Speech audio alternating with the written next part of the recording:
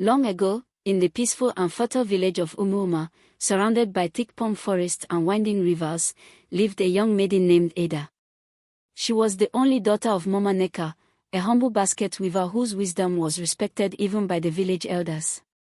But it was not Mama Neka's wisdom that caught the attention of many. It was Ada's beauty, the kind of beauty that made birds stop singing and elders forget their proverbs. Her skin was the color of smooth bronze, her eyes dark and deep like the forest after rainfall, and her smile could warm even the grumpiest old man's heart. Wherever Ada walked, to the stream, to the market, or the festival, heads turned, and whispers followed. See how the gods favored her. Surely, she will marry a prince. That one was born to wear gold. But Ada had dreams far beyond marriage. From a young age, Ada would sit under the udala tree, watching travelers pass with their caravans of fabrics, perfumes, spices, and jewels. She would sigh and murmur, "Is this all life is? Fetching water, weaving mats, and pounding yam? No.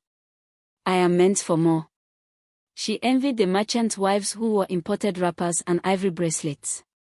She dreamed of palaces, city lights, and golden plates filled with honey dates.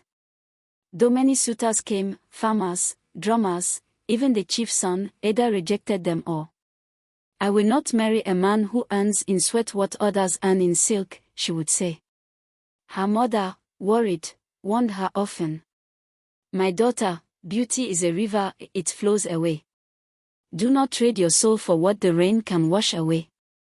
But Ada was blinded by visions of wealth and grandeur.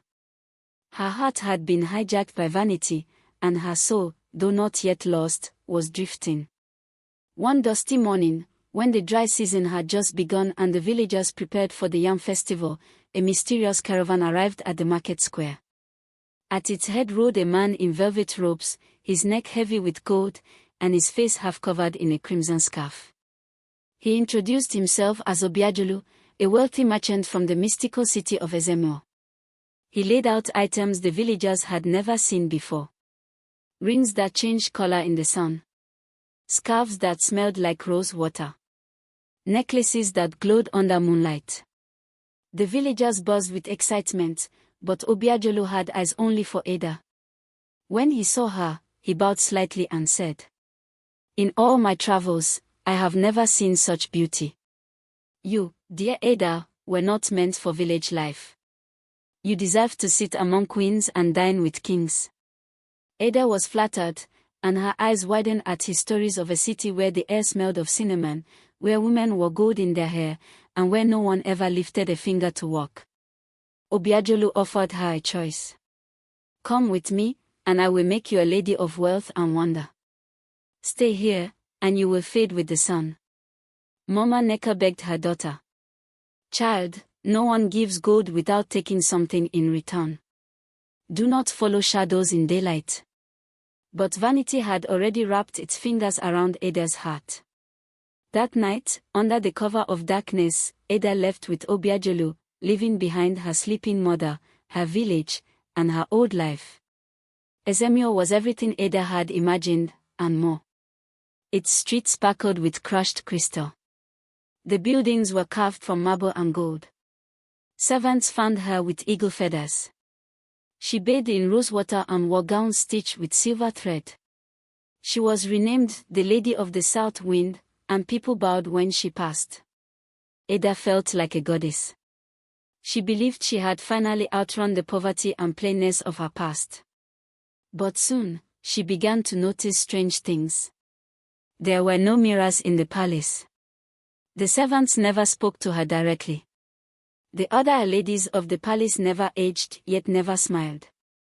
And each morning, Ada woke up feeling weaker. Her once radiant skin became pale.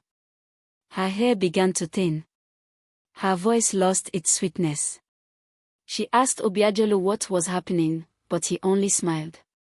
One night, unable to sleep, Ada wandered into the forbidden wing of the palace. There, she found a vast hall filled with statues of beautiful women, some smiling, some weeping, some frozen mid-scream. In the center stood a massive obsidian mirror.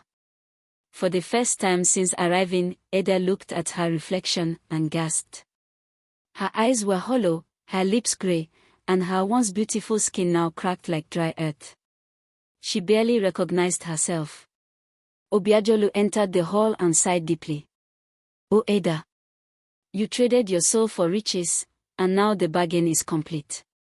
You see, I am no mere merchant, I am the collector of vanity.